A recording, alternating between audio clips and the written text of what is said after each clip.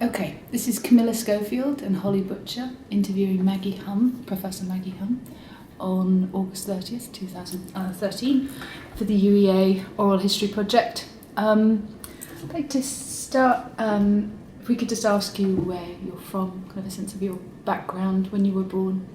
Yeah, I was born in Newcastle on Tyne and lived there all my life until going to East Anglia when I was 18. So I came from the north. Not many people at East Anglia did, as far as I could see. And I was certainly, it seemed to me, the only working class person there, though of course that couldn't possibly be true, but it felt like that anyway. So my background was the first person in my primary school to go to secondary grammar, to go to grammar school, to the first person in my whole family to go to university, and I didn't know anyone who'd been to university except my boyfriend, he was in a direct grad school, so he'd gone to Peterhouse in Cambridge, but I didn't know anyone else. So it was all quite a surprise to me, the whole world of university. Wow. And what did your parents do? My father worked in the co-op. My mother died when I was 13. She was 49, and I had a stepmother who worked on the tote. And he was, by the time I left for university, he'd become a manager, but my mother and father just started as sweeping floors in the co-op. They'd left school at 14, I think, or 15. So they're very, very poor. I mean, we were still quite poor till I went to university. And did they... were they supporting you? Were they aspirational in terms of people? My father was very, very supportive. Yeah. I mean, they couldn't afford to buy books, or at least when I was young, they couldn't afford to buy books. But they used to, I think, win newspaper competitions, or collect coupons or something. So we had 100 best westerns, and we had 100 best love stories, and we had 100 best, and they were terrific. They had D.H. Lawrence in and all sorts of things. So it was wonderful. And until she died, my mother used to take me to the library every week, and I got through the children's library too quickly, but they let me have an adult ticket when I was 10, which was great. So I could take out more books, because as a child, I think you're only allowed to have 2 or 3.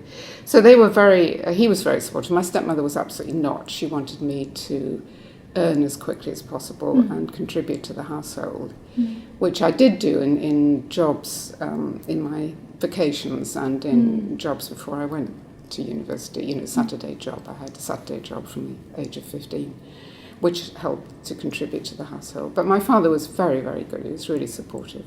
And when I got to university, he would send me secret £5 notes, which I wasn't allowed to tell my stepmother about every so often when he could afford it, which was really kind. Yeah. Wow. And so what were you studying in the lead up to what? Were you working? What were A-levels? I was studying A-levels, and I was studying English, history and French, and really only liked English and history. But I was editor of the school magazine, much to my surprise. I was just asked by the history teacher, who was the editor, to be editor of the school magazine, which was great for me, because I loved doing that kind of thing. And as well, of course, I've written some of this in this piece that I sent into the biology website. But when I got my A-levels, the headmaster who'd been teaching me, because he taught A-level English classes, he called me into a study and he said, you really should be studying English. And this was obviously very late, clearing time, as we call it now. And he said, well, you are going to study English, although I'd already been accepted by Leeds to do sociology. And I only had applied for that because it was caring professions, and I thought, I should work and I should look after people. So I had gone for that. But when Leeds sent me in advance, rather, I think foolishly in retrospect, the first reading list, most of the books were so boring. I thought, oh God, this is going to be awful. So I was very happy when he called me into a study and he said, you're going to study English. And I said, well, where am I going to study English? And he said, well, you can get into East Anglia, as if East Anglia, possibly was accepting quite a mixed range of people, shall we say. But the reason was particularly because some universities at that time, you still needed O-level Latin to do English. And although I enjoyed O-level Latin, I'd stopped taking it for some reason, and so didn't have the examination. So he phoned up East Anglia and he said, oh, well, you're going to East Anglia now. And I said, is it further from Newcastle than Leeds? I had a really lack of geography. And he said, yes, it's much further. I thought, oh, that's good. I can get away from home. It's further away. So I said, that's all right, I'll go then.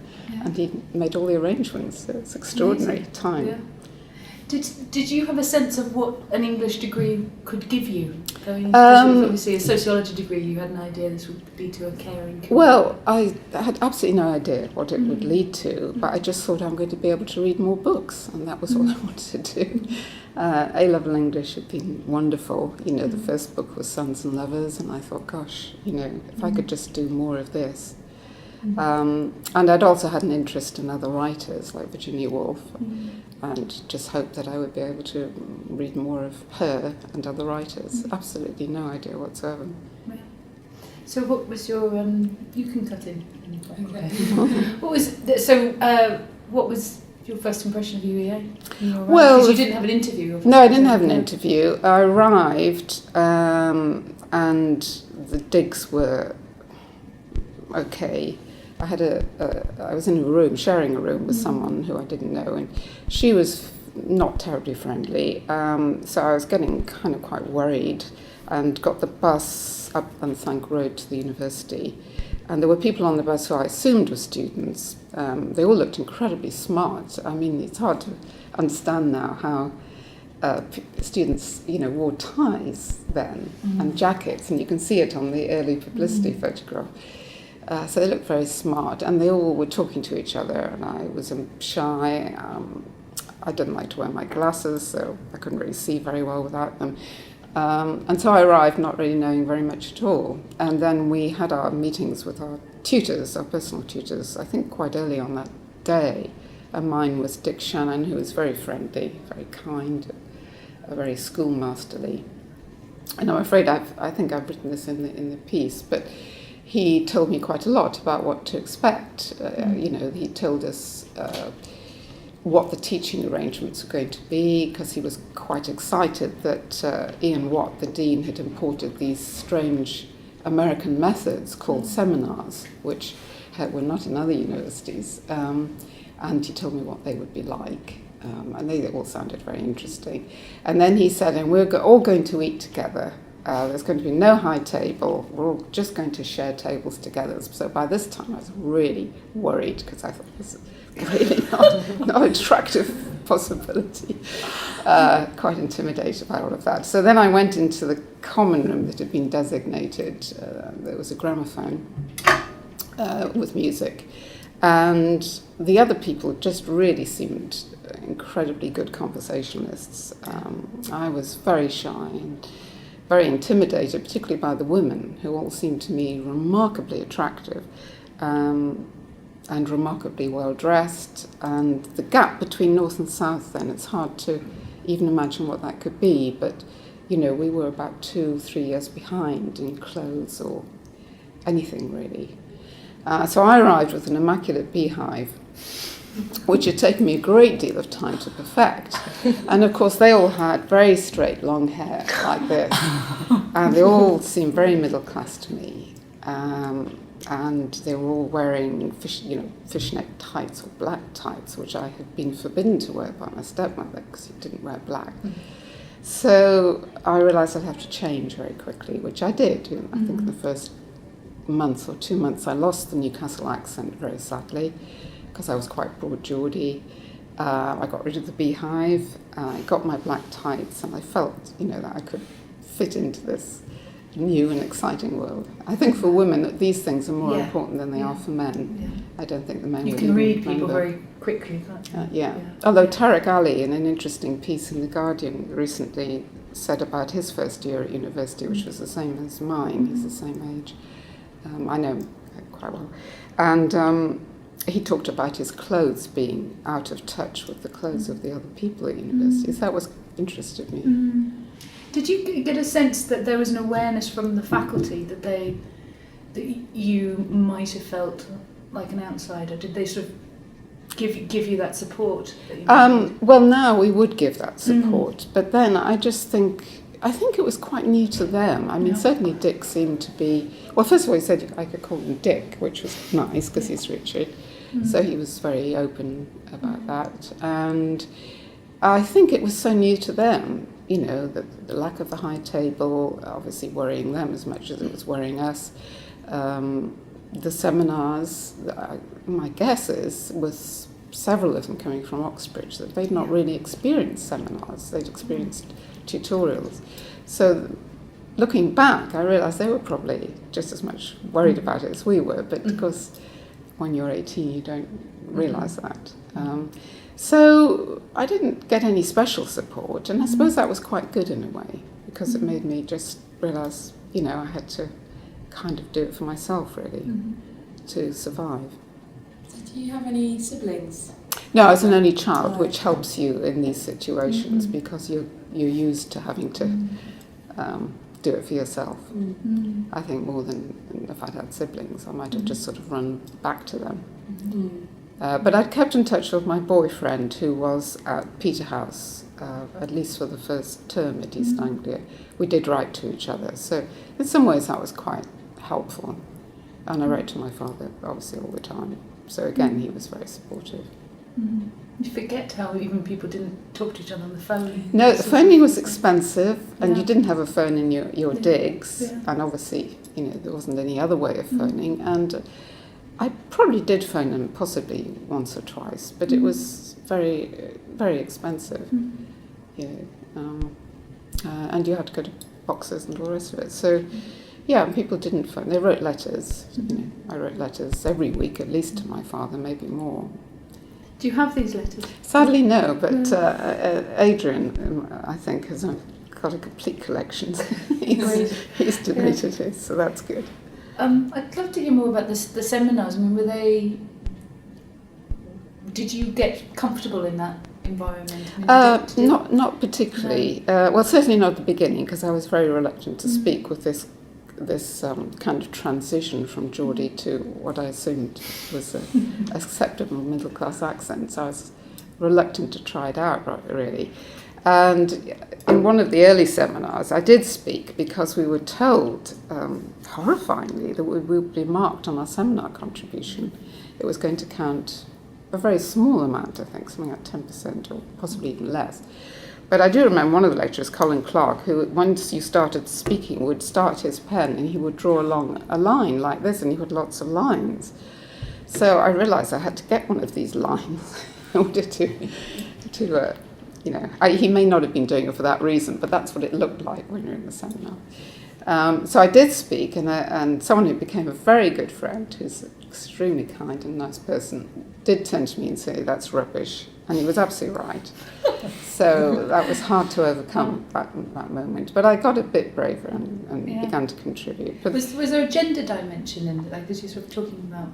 Yeah, well, there always is, isn't there? Yeah. I mean, I've done that kind of work on my own, on my own students, you know. But I don't want to bring later stuff into what I didn't perceive at the time. I didn't perceive the gender dimension at the time because I don't think any of us were really up on gender issues. I think that did come actually quite a bit later. So it was true that the men dominated the seminars, but I realise now that that would happen now even. Yeah. You know. No, only male lecturers. The male lecturers, yes, I had male lecturers until Lorna Sage and Jenkins arrived, or at least until I took seminars with them. So I don't remember encountering any women in any kind of capacity, either as lecturer or as main administrators, really. Or even as, I think the chef was male.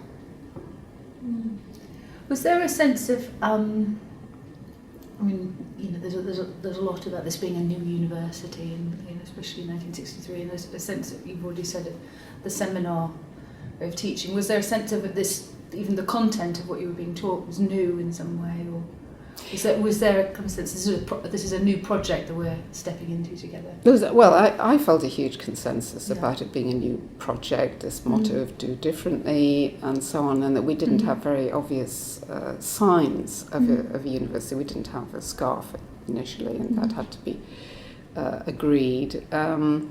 But of course, not having experienced anyone who'd been to university, I didn't really have any idea of what normal universities were like. And it wasn't actually until very much later that I realised that I didn't study English chronologically and how odd that was. It's at the time, it just seemed sensible that you should choose, seminars on the basis of interest rather than anything else, or, how you felt you might do in them, I suppose. Which is obviously why everybody chose Angus Wilson as soon as they could, which didn't come until the third term of that first year. We had to study a prescribed syllabus for the first 2 terms with the exams at the end, which was Shakespeare and philosophy. And then we could go on to study some of those. But luckily I managed to drop philosophy, which I found very, very, very boring. In fact, I think it's the only book I've ever thrown out. As was that book. I decided to throw that one out. I think I've got about 4,000 books, but I haven't kept that one because it was so tedious. So how was it was new, and the whole thing was new because we were having to decide societies, groups. We were told that there would be money available for societies. So if you formed a society, you could then get access to money.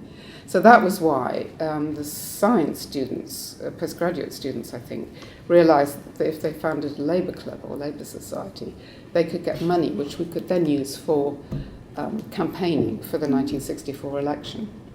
Because, as you know, there were 2 elections, 64 and 66, and it was just to get rid of the Tories. I came from a very strong socialist background, so I joined the Labour Club straight away, or helped to start it. And so that was very, very useful, this newness of not knowing what to do, because we could actually get money to do, sensible and important things. So did you campaign in Norwich? Yes, I campaigned in Norwich. There were 2 constituencies then, I'm not sure what it is now, Norwich North and Norwich South. Norwich North had typically been Labour, or at least quite strongly Labour, so we were told to campaign in Norwich South. And in 64, and I can't remember his name, I'm afraid, we did get a Labour MP in with an incredibly small majority. But, it was very exciting because I invited Ian Mercado to be our president, or whatever we called him, and he came to speak. He wasn't a terribly good choice because, of course, he never got to be more than a backbencher. And David Hampshire, who founded the Conservative Club Society, he invited Ted Heath, which was a much better choice because then, of course, Ted Heath went on to be quite famous, as you know. So he was, I think, more far-seeing than we'd been in the Labour Club. But it was good because we were doing knocking up, as it's known, where you go around and put leaflets through doors and talk to people. And we could help the campaigns. I mean, that was a real contribution to Norwich, having the university able to do that.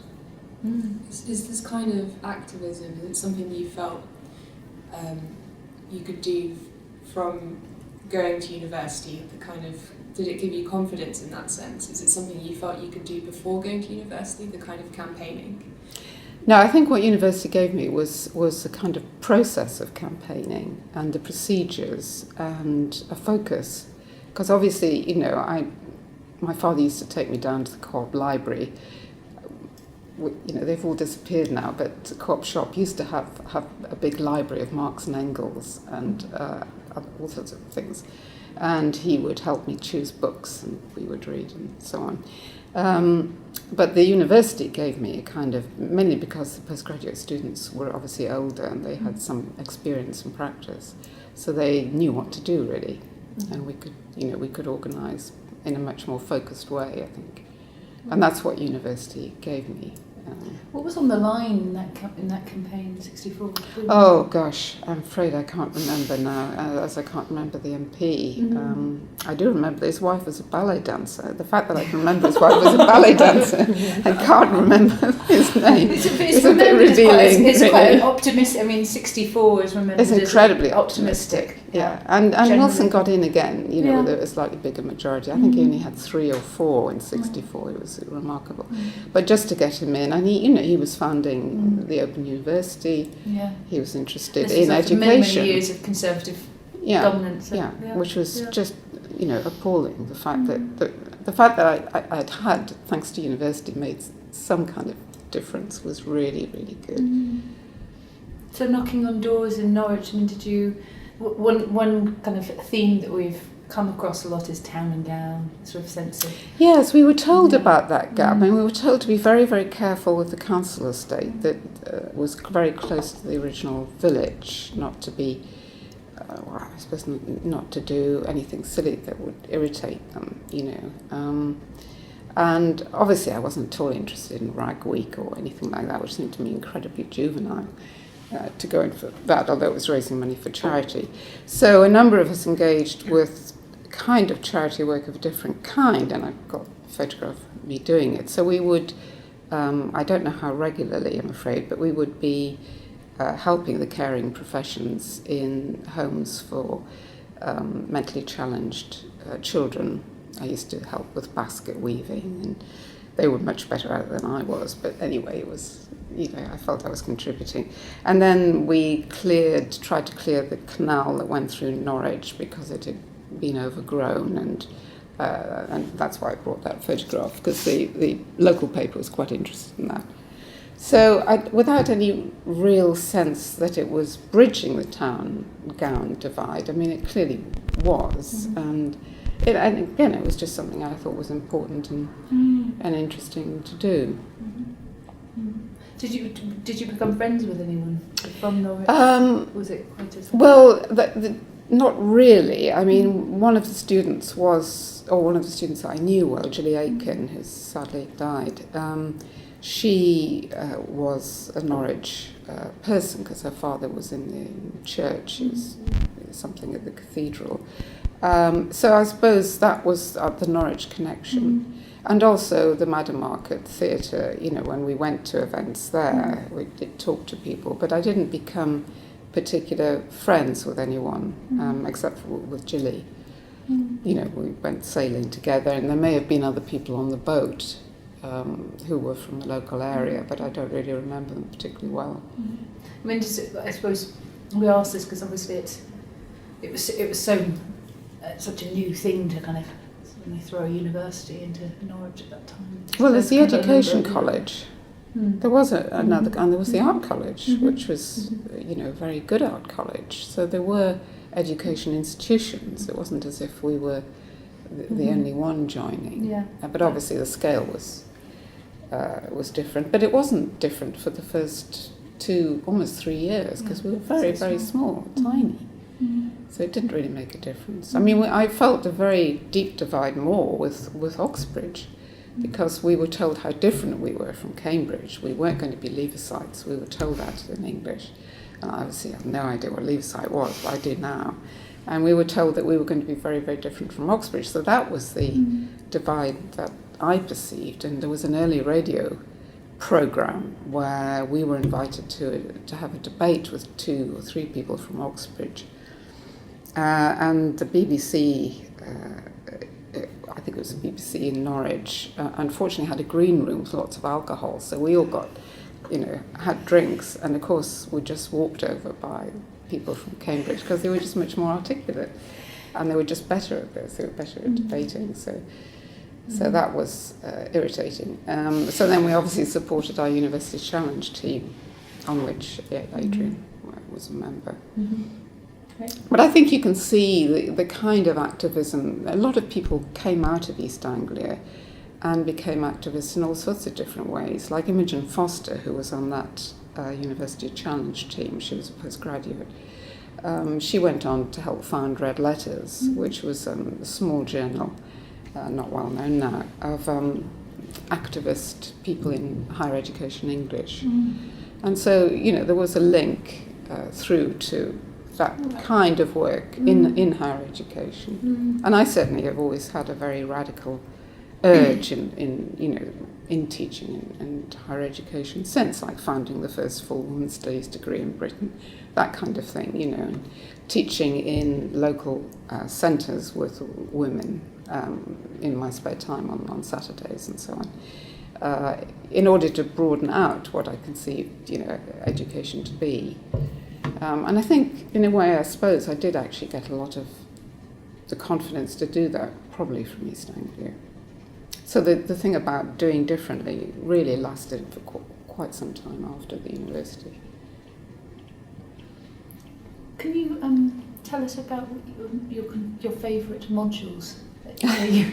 Well, I'm afraid they're going to have to be Angus Wilson's because how else? How could you not? I mean, they were just remarkable, absolutely remarkable. I mean, he was a remarkable teacher. He was a remarkable actor, and so the lectures were just engrossing. His seminar on Virginia Woolf and Ian Forster was interesting because, of course, I've become a critic of Woolf, more recently. My books are on Virginia Woolf and Bloomsbury and modernism. But even then, when he said that Virginia Woolf wasn't as good a writer as Ian Forster, I thought, no, he's wrong about this. And so I did try to counter it, and you'll see in the essay where I tried to do that. He's been very kind, but he disagrees at the end.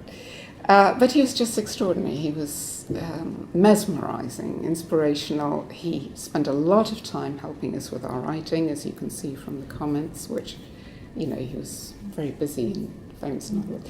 And the garden parties were amazing, where we would all get these handwritten little cards inviting us to a garden party. There would be strawberries and champagne, which I'd never had before. But it was very like Babycham, which I had in Newcastle, so I wasn't too worried about it. And then he would perform, and we would all just talk and feel amazing. And he was just incredibly generous.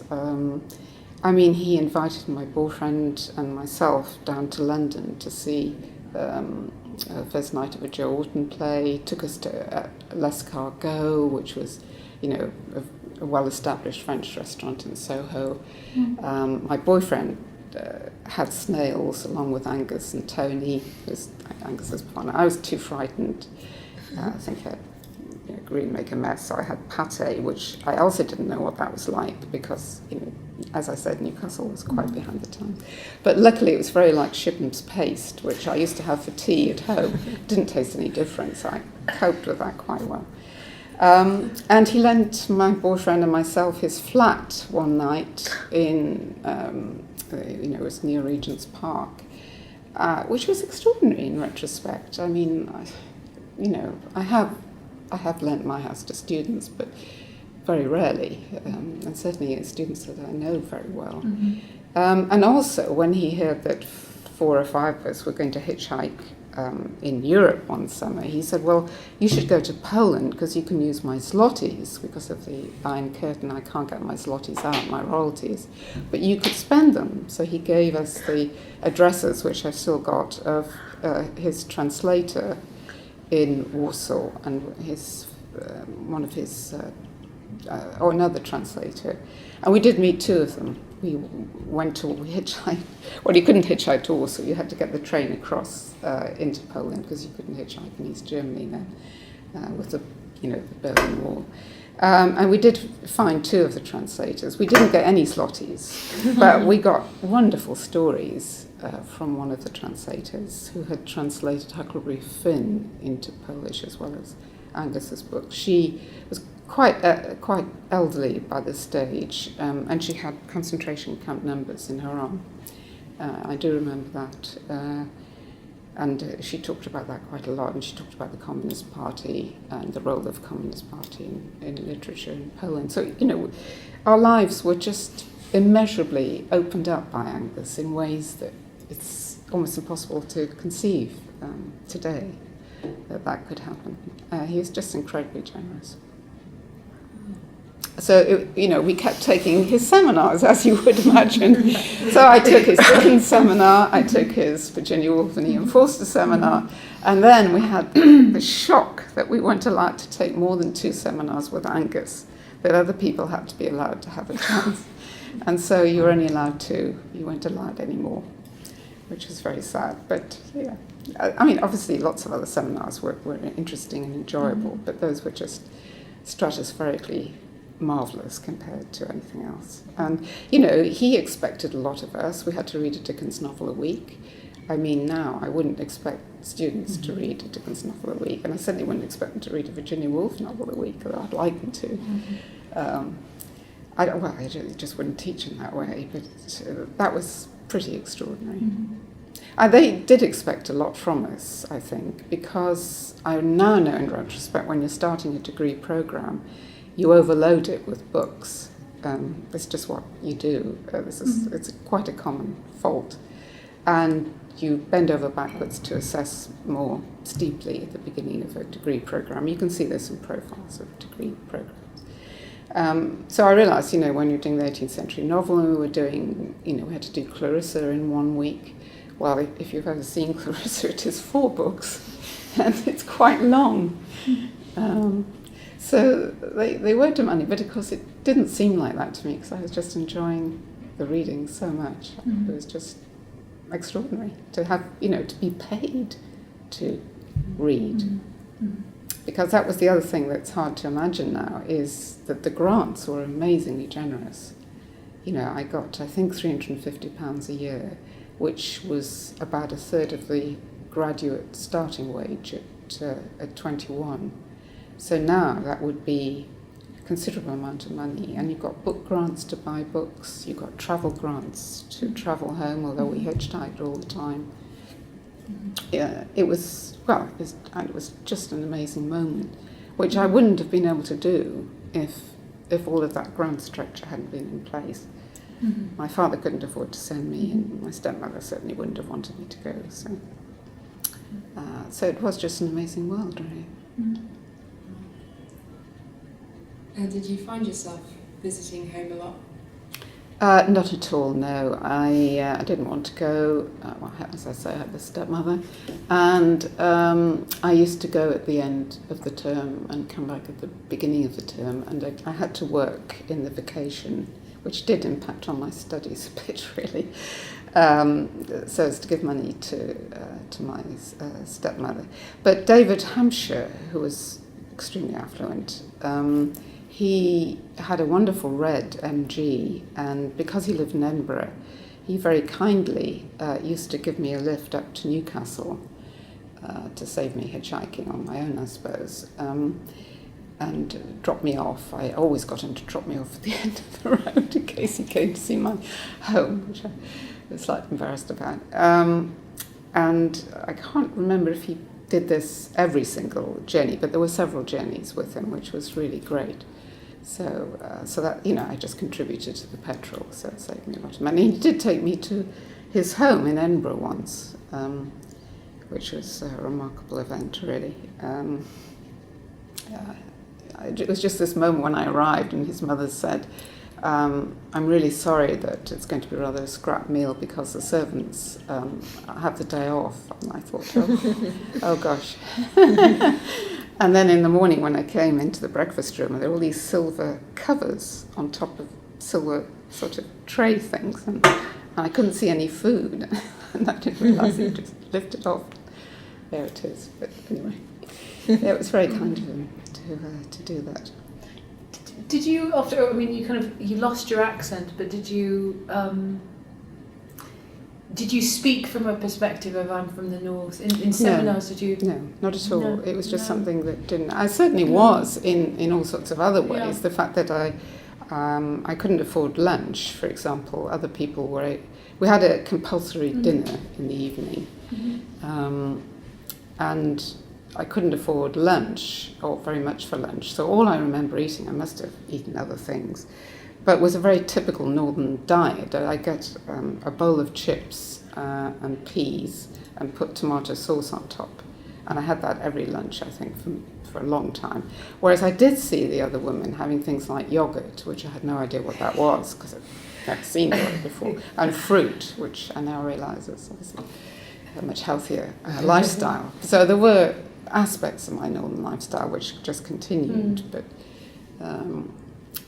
certainly I didn't talk about it. And of course, ironically, the one group I had seen in Newcastle, the Animals, I did go to see them a couple of times or more, they weren't as famous as the Beatles, who became famous while we were at university, and there were at least 2 people, I think, from Liverpool. So they used their Liverpool status, as it were. But of course, there was no question of me even I think, telling anyone, well, I've seen the Animals, because they weren't quite as famous as the Beatles at that point. Was music important to you? I think music's important to everybody when they're 18, but it was the Beatles, really. There was a lot of that. And, of course, the music in Norwich was just staggering. I mean, we were so lucky to have this pub where this woman, Annie, sang. We used to go and see her, I think, on Fridays or Saturdays. And she was amazing. I was told this is authentic blues, because obviously I didn't know, and that she will sing authentic blues. So she sang Billie Holiday and Bessie Smith, and the whole thing was amazing. I've seen a picture on the biology website of these bottles of beer lined up on the piano, and the pianist used to play in a kind of Jerry Lee Lewis way, turning his back to the piano and using his feet. So that was fabulous. And of course, the music club was just, the Orford Jazz Cellar was just wonderful. I saw John Mayall's Blues Breakers there with Eric Clapton. I stood as close to Eric Clapton as I could, hoping he might notice me. Of course, he didn't. It was just terrific to have all of that kind of music, in a very intimate kind of club environment. So, along with every 18-year-old, music was important, but we were lucky to be able to access musicians who would become famous later on, not knowing them at the time. There's kind of noted that a lot of, for some reason, bands tour through Norwich. They all toured through. Yeah. They toured everywhere. I mean, they went to. They went to Oldham, they went to all sorts of places. And when I went to Sussex after East Anglia, not immediately after, but sometime after, we had Jimi Hendrix that year, we had Cream, we had a lot of wonderful groups playing very, very cheaply. And, obviously they wouldn't have been able to afford too much at the Orford Jazz Cellar, but it was definitely at a high point of the whole place. And of course we set up the New University's Arts Festival, so that was a place to get music, but our main focus was on theatre, mainly there, but we did set that up. So that's the combined festivals of the Yes. Of the New University? Yes. Did it come to UEA in 64? The only one that I remember was going to Kiel, and I don't know why Kiel was included in the group, because it had been founded earlier. But I do remember going to Kiel, and we took this play, Picasso play, because we thought that was very avant-garde, to take a really dreadful play by Picasso, Desire Called by the Tail. And I wasn't in the play, I just helped with the sort of production. David Palmer-Jones and others, Kathy, they were in the play. And Kathy's godmother was Shirley Williams, and she came up to watch it at Kiel, and Kathy introduced us to her, which was great. She was lovely. And so the Arts Festival was really a really wonderful way of meeting people from other universities, particularly Sussex. And the people involved with the New University's Arts Festival from Sussex were the J twins, who were quite stunning and quite famous because they'd come from a political family. So they kept us in touch with all sorts of events happening elsewhere in London that we might not...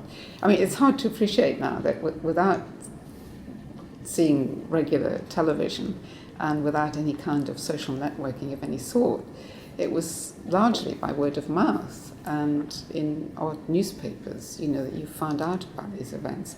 And I think it was through the J Twins that I found out about Holy Communion at the Royal Albert Hall when Ginsberg came to read, and we hitchhiked down to see that. I can't remember where we slept that night. It must have been in Hyde Park, I suppose.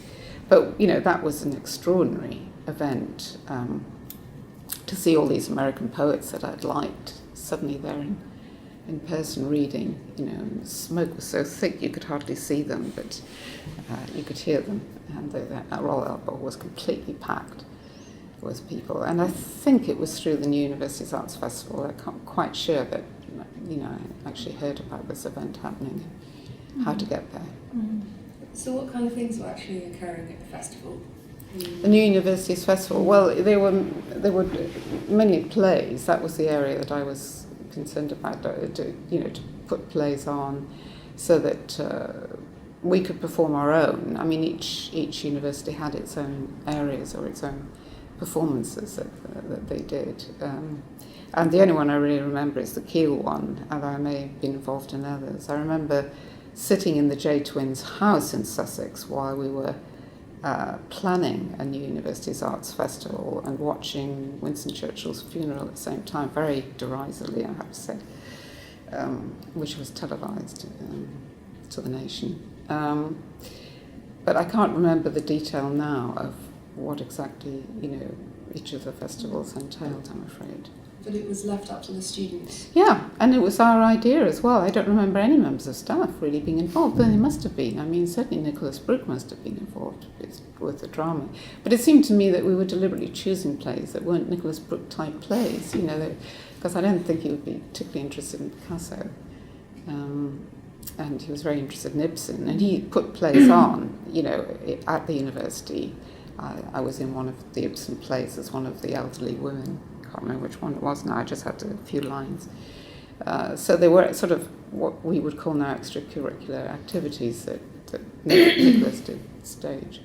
So you acted a little bit, and how else were you involved in putting it on? Oh, I see, that was just, props, remembering all the props, remembering all the things to take, helping the logistics of the whole thing.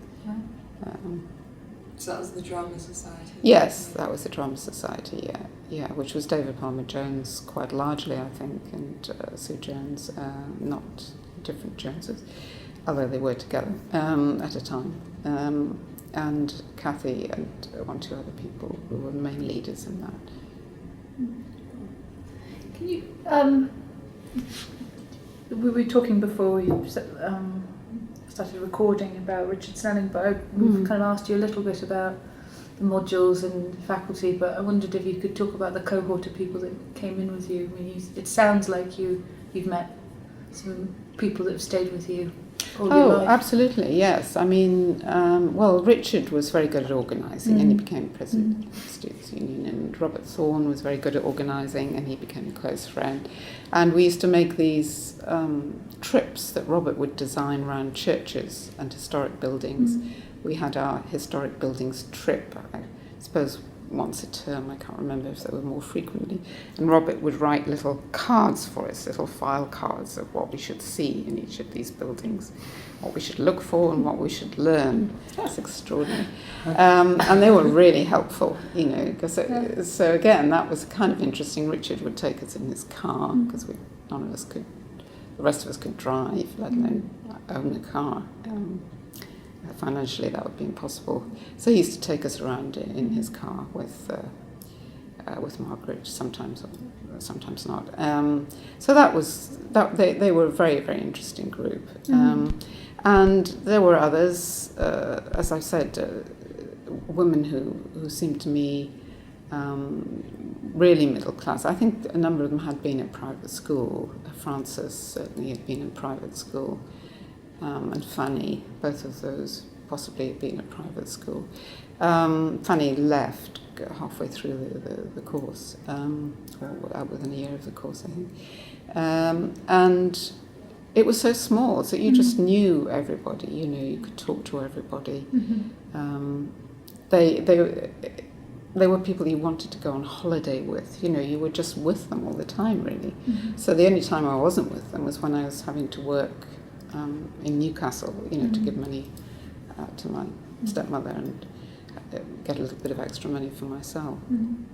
Do you think, has there, particularly English, the 63 lot or that kind of those early years, do you feel like you've still sort of, there's a group there, or there's a sense of kind of belonging to the start of English at UEA? It was more the next year that came, and in fact the people that I've stayed in touch with and friends with are actually from the 64 cohort rather than the 63 cohort. I mean, obviously some of the 63 cohort went on to become very famous very quickly, like John Rhys Davies, for example.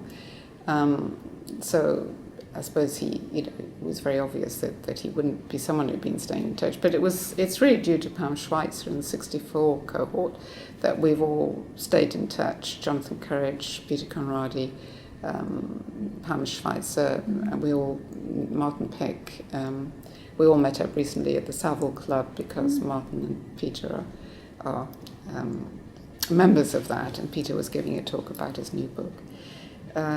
So we've stayed in touch, and I see Pam every year, several times. So that very strong group is, I think, probably because of Pam more than the actual 63 cohort. Is there, this is maybe sort of asking a difficult question, but is there a sense of kind of an identity of that group, that there's a certain perspective on that shared time, that it's stamped something on you lot as a group that you have? Yes, I think the sense of identity was just something because we felt we actually were making a contribution to the university, or to the wider world. In my case, I mean, not all of us did the kind of activism that I did, or did the social care that I did, but we certainly had a kind of, it's hard to describe really, but we just had this world view, I suppose, Gestalt, which was that we were rather different from Oxbridge, and that difference would be evident in the lifestyle and the way that we would be together. So I was friendly with one of the biologists, Simon Davis, and he was part of our group. But I think it was all because we'd all been, not failures before, but we'd all come from very diverse backgrounds. As I said, I was working class and had no experience. Simon came from Dartington, which was a progressive school, but not one that made you academically gifted necessarily. And others had come from faith schools, which they hadn't enjoyed being at. And so there was a feeling that the university offered us this sense of identity for the first time, away from the previous identities that had been foisted on us, either by class or by location or by schooling. And that was quite important, I think. And we spent more time together, I suppose, because we didn't spend a huge amount of time in seminars and lectures. As far as I remember, and I may be wrong, it was 6 hours a week for the seminars, and that really isn't very much time compared to the kind of teaching hours that in what are called the new universities now, expected to do 18 hours a week, which is a lot more in English. How much of your spare time was kind of taken up by reading? Well, again, this may seem rather sort of pathetic, really, but I just loved preparing for the seminars. I did all the reading in advance, 6 18th century novels. Oh, no sweat, I'll get all those read before we start the seminar because I'm enjoying them. I mean, obviously now it would seem a bit sad, but and we were together and we talked about novels together. That was the other, It seems extraordinary now to think about that. And Peter Conradi volunteered that we should talk about books that weren't on the reading list. So we had a literary society, and we had a book group reading, and we read R.D. Lang, all sorts of things that weren't on the reading list that we thought were significant and important, and we should read and talk about those. So we did that, in our spare time, in the outer part of the library, till Billy Goodsman would rush out and tell us to be quiet. So we did spend a lot of spare time really talking and reading and the usual things students do, staying up late at night. When John Tremaine arrived, who married Rose, he was a great talker. He was older than us. He was rather glamorous because of that. I was rather glamorous anyway. And so we would have, evenings where we would sit up talking, and he would inspire people to keep on talking and arguing until quite late in the morning. And then John Rhys Davis was working as a bouncer in one of the clubs in Norwich, and he could get uppers and downers. So that was obviously So you didn't need to stop help. talking. No, that was a help. It certainly helped with the Royal Albert Hall event where you had to stay up all night. Yeah.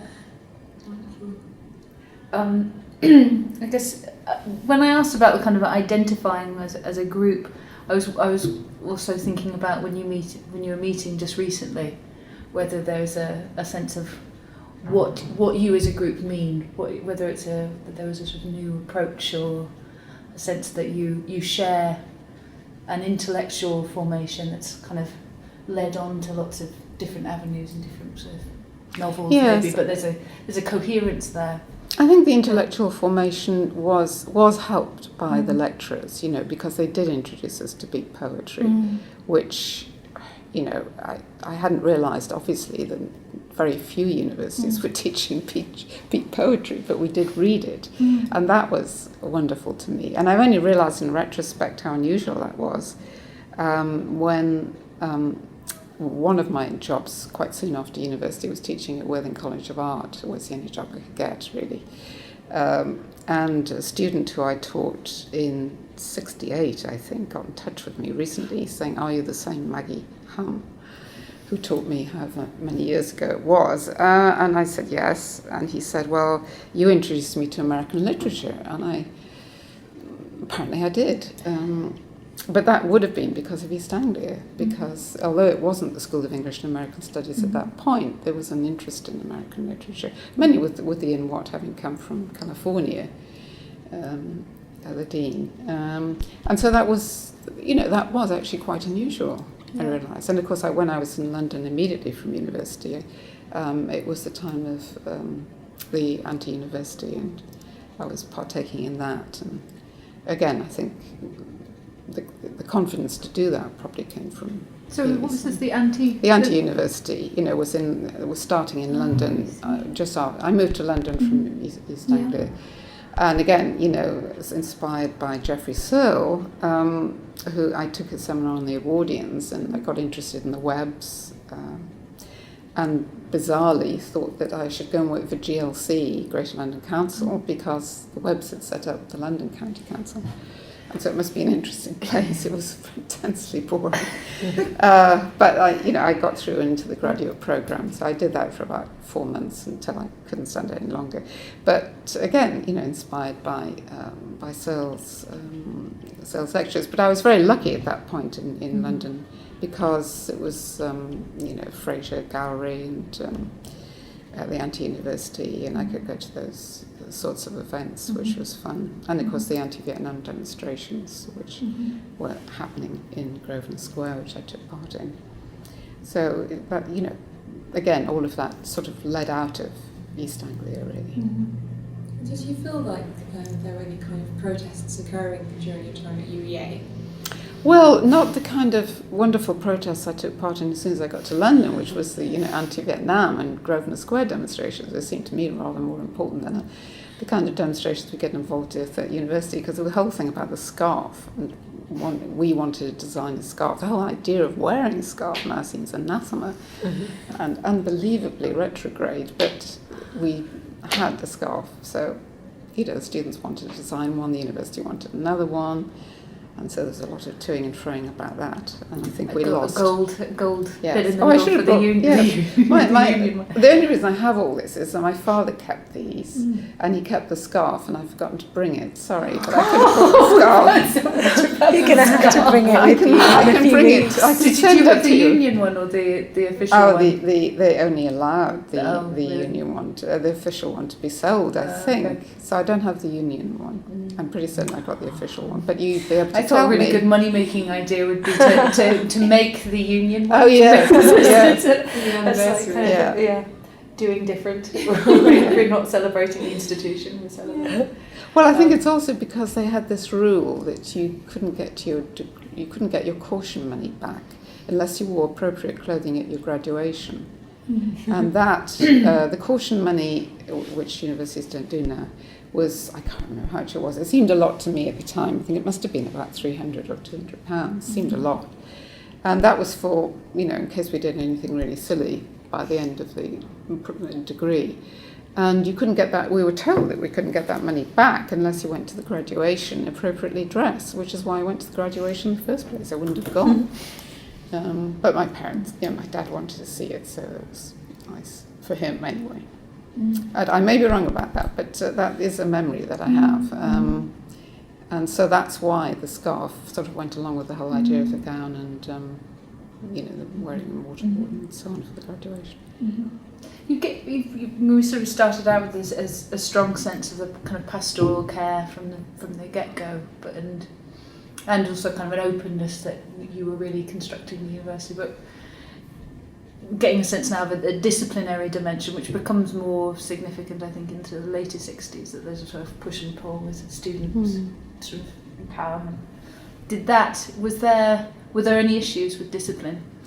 Well, particularly, the whole thing about the caution money, I think it must have been fairly standard elsewhere. I can't see East Anglia introducing something like that just, for its own sake. So I'm sure that was a standard thing, but of course I had no awareness of other universities. And the discipline thing, well, it sounds, again, rather sad to say, that there was no need for it because we turned up to seminars having done the reading and eager to write essays and, in ways that students don't always do today. So there wasn't really a sense of disciplinary care. I won't say what it was about, but I think I can give a very good example of the sense of the pastoral care, is that one of the students took an overdose early on at my time at East Anglia. I won't say who it was for obvious reasons.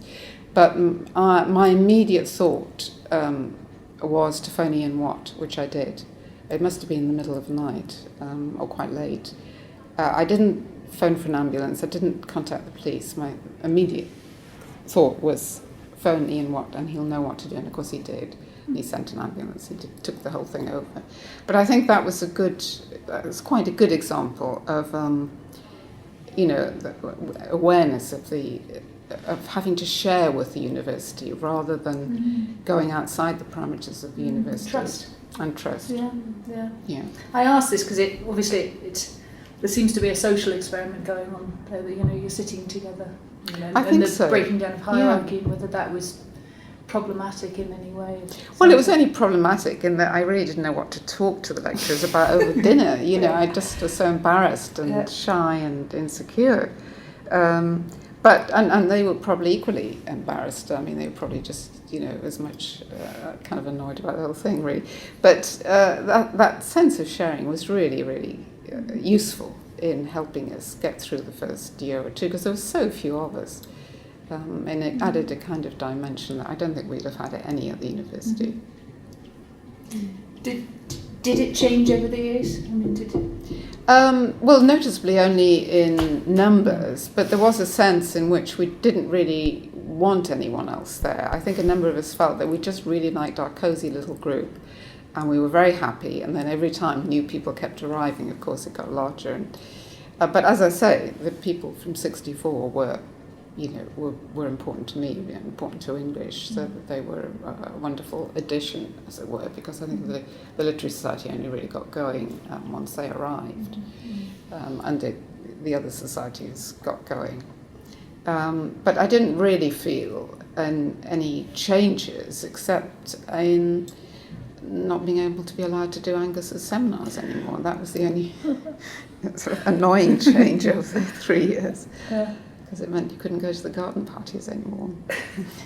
Did you try any creative writing? Is that on offer? I always did creative writing, but it wasn't part of courses. But again, I think the staff did try to do interesting kinds of assessment. So Nicholas Brooke, for example, had this really good idea. In retrospect, I see it was a really good idea, where you did your 3 essays, the standard 3 essays, but you could put them together as a whole at the end, and he allowed you to rewrite them, which was, I see that in retrospect that was a really good idea, to get people to be self-reflective about their earlier thoughts and to move on and to hone and to, do better, really. So they did try, each of them, I think, in different ways to do different, and of course he put on these drama happenings and so on, which helped us reflect on the course material in interesting ways. I'm going to steal that idea, make someone write something again. That's Well, such a good idea. it's so very obvious, yes. It's But really sort of, it's. I think it was more radical than it seems now. Now, Yeah. of course, it's what you ask students Yeah. to do all the time. But Mhm. you ask them for drafts, and I'll help you with a draft, and then you can do your final essay and so on. But I think at the time it was quite radical, really. Would both essays have counted towards the final marks? So the first version? Yes, but then I think he would have. I think he did change the marks if they got better or they got marked again. But again, you see, it was kind of difficult to appreciate at the time how good that was as a teaching method, or how good some of the teaching methods were, because, as I say, I had no experience of other universities. But that coursework emphasis was obviously But the coursework unique, was crucial, Yeah. absolutely crucial, and the seminar contribution being important was absolutely crucial, because it did make us all talk and learn how to listen to each other and learn from seminars. That's probably another stamp on your cohort and your good talkers. Yes. Yeah. Well, no, Yeah. exactly. Yeah. Yes. Yeah. Some of us haven't stopped since, but Yeah. I suppose we can. At this point, I'm just asking questions because I'm interested in. But if you want to share particular memories that you want to put on record that you think are worthwhile, that we're not kind of getting to with our questions, you're welcome to just bring other particular events in that we're not pulling out of you. But I'd love to hear what you think. What kind of happened after UEA. A little bit more about you. Well, as I say, I went to GLC. Well, I applied to be a graduate. It was quite a difficult. They did all sorts of innovative techniques, GLC, to interview things called fish bowls, which were awful, where you had to perform on a project while the interviewees just sat around looking at you. Anyway, I got through all that, and sadly, I ended up in the architects department, which would have been interesting because I'm very interested in architecture. But at the time, I was just responsible for tarmacking playgrounds, for organising the tarmacking of London playgrounds, which was excruciating. Whereas someone who I'd been on the interview with, he was in the film committee, and so he got to see films before they got the stamp of approval of Greater London Council, because all local authorities had to give approval for films, so he had a much better job. But then I left to join my then boyfriend, Peter Humm, in Sussex once I got a bequest from a relative, and I then went to work at Worthing College of Art. But I think somehow, though it wasn't in a straight line, I think the kind of teaching that I tried to do at Worthing was directly led out of East Anglia, because I was employed to teach something called complementary studies, which in art colleges at the time, art students hated. David Hockney's written very well about this, how he didn't do his dissertation at the Royal College of Art, because it was extra, they were there as art students to do design, graphics and whatever, and why should they do, complementary studies? So I realised quite quickly that the hostility, and I designed this project called Wilde About Worthing, because I discovered from the archives that Oscar Wilde had in fact had the ideas for the importance of being earnest in Worthing, not in Brighton, as was commonly thought, and that he went in for a rowing match across Worthing Harbour. So this whole project, I got students to design badges, I got students working in the archives, on the old newspapers and designing them. I found a medium who claimed that she could channel the voice of Oscar Wilde, so I took all the students interdisciplinary up to the medium and taped her, which I still got the tape actually of Oscar Wilde, although Oscar sounds just like Jack the Pirate, who she also channeled. So the whole project, which and the drama students were involved in putting on the importance of earnest and so on. So I think that sense of it, you could just do something. Luckily in art college then you could, probably couldn't other institutions. But I think that confidence, because I was only 22, was something probably East Anglia gave me, I think. And then I went off into teachings from then in London, and the kind of teaching I've been doing more recently, obviously. Did you? It doesn't sound like you felt any limits on your career prospects as a woman in this time, or that you weren't aware.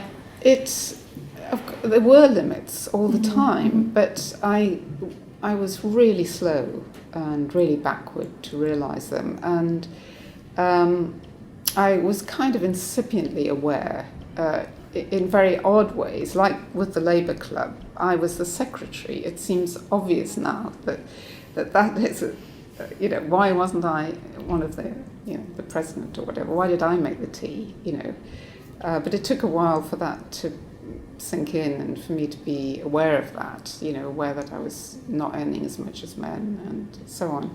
And as I said, I really only became fully aware of the possibilities of feminism as an educational practice when I went to America, when I was in America at the University of Massachusetts, and met a group of wonderful feminist teachers who were just doing the early feminist work, and then of course immediately got fired up to come and start women's studies in a very small way initially, but gradually building it up desperately over, I think, about a 5-year period till we got a full degree. When was this? This was at what was then North East London Polytechnic. There were women's studies MAs, but the kind of students that I had were students from access courses, very insecure, from backgrounds that I had come from myself. And they lacked undergraduate work in women's studies, and it's what they wanted to do. They'd come from battered, they'd been battered women, they'd come from access courses, they'd been nurses who'd burnt out. They were all looking for education. They could afford it because the government gave you more for grants still then than you got on supplementary benefits. And I told them they could bring their kids into class and there wouldn't be a problem with that. And so I sort of built it up from 2 units to whatever the requisite number was, eventually 20, I think, to create a full degree. So there was something in between access and the MAs that they wanted to go on to study. And then we started our own MA in women's studies because they couldn't leave the local area because they had kids. What year was this? Well, this was eventually, I started doing this in 1981 and gradually built it up and got it ratified as a full degree. And in fact, we got students from all over Great Britain because I think we were the only degree to have a course advertised in lesbian and gay studies at that time. It was obviously part of women and gender studies, but it was the first course to actually advertise itself as such. And we did have a student who came all the way from Scotland for that course taught by a colleague of mine.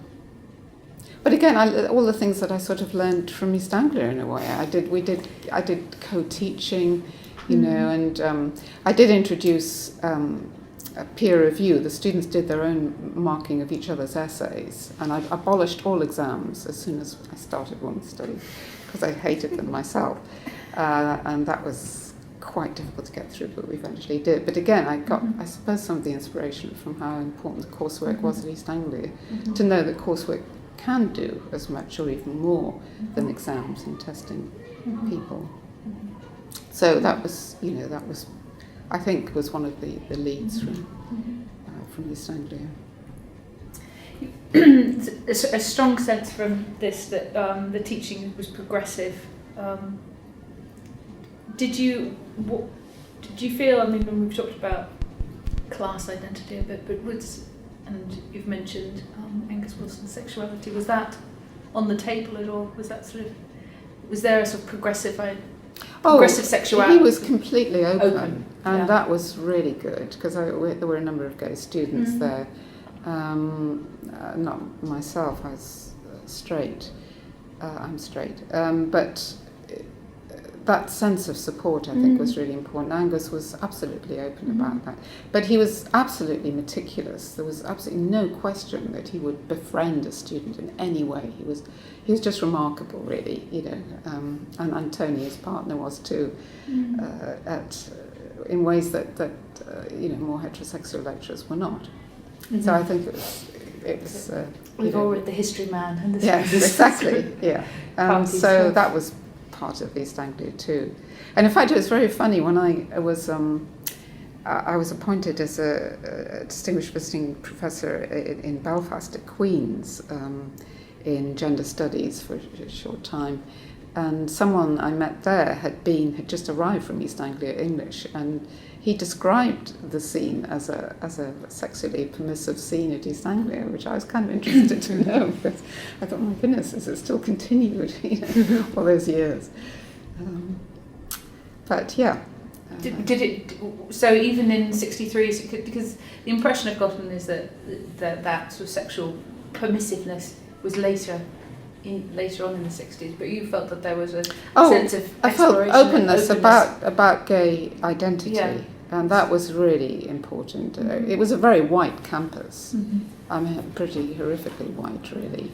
But that was the only thing. But coming from Newcastle again, I didn't notice that as much as I would nowadays, because I'd lived in a very white ghetto myself, white working class ghetto.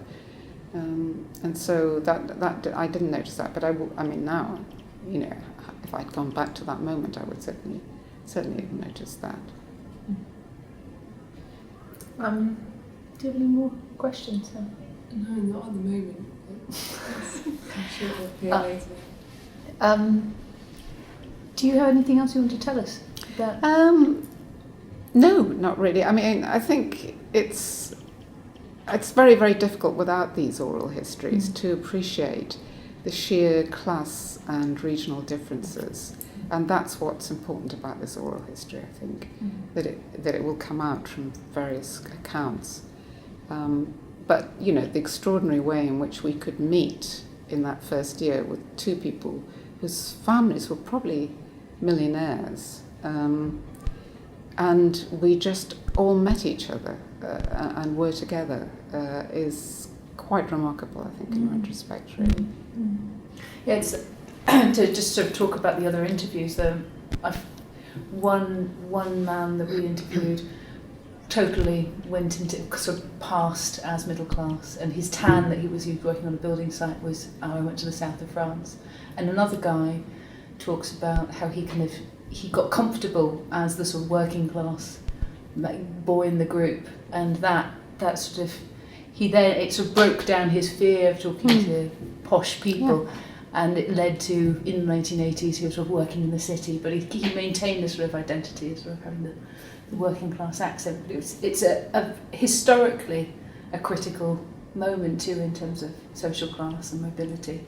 Absolutely, yes. So that's why it's so interesting. It's that kind of hothouse of discussions, but also you're in a and that notion point of passing, that notion of having two languages, is something I hadn't learned. I mean, my son has learned that at school straight away.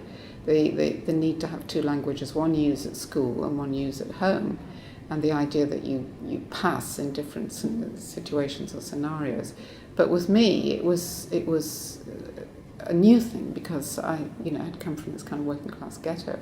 But I mean, just the one of the things that we did at East Anglia was I got to know and lived with one of the other people in my house was Tessa Norton, and she introduced us to her parents one night in London. There was Michael Frayn sitting on the sofa, and I suddenly had a conversation with Michael Frayn, and just thinking about that, it's pretty extraordinary, to be able in a year to make that leap from a working class environment to being able to talk to Michael Frayn, to be able to talk to Polish translators of Angus in Poland, and so on. Because when my boyfriend came to Newcastle the first time, my parents wanted to meet him, so I brought him up to Newcastle.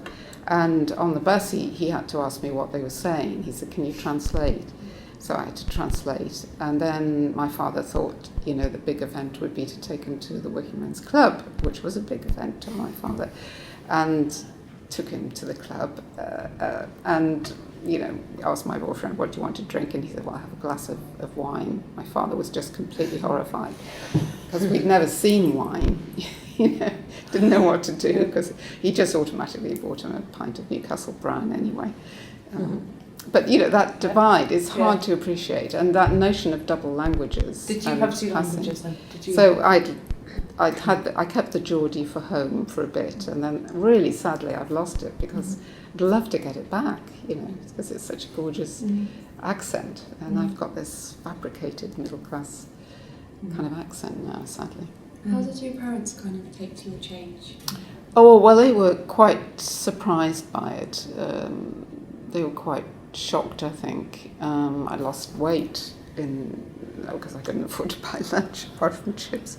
In my first year there, and they were surprised by that. And then they could see very easily that I just didn't want to stay in Newcastle, that I wanted to hitchhike off, So once I'd done my work and given them some money, I hitchhiked to stay with my boyfriend or back to East Anglia. And it was very obvious I didn't want to spend holidays with them, which,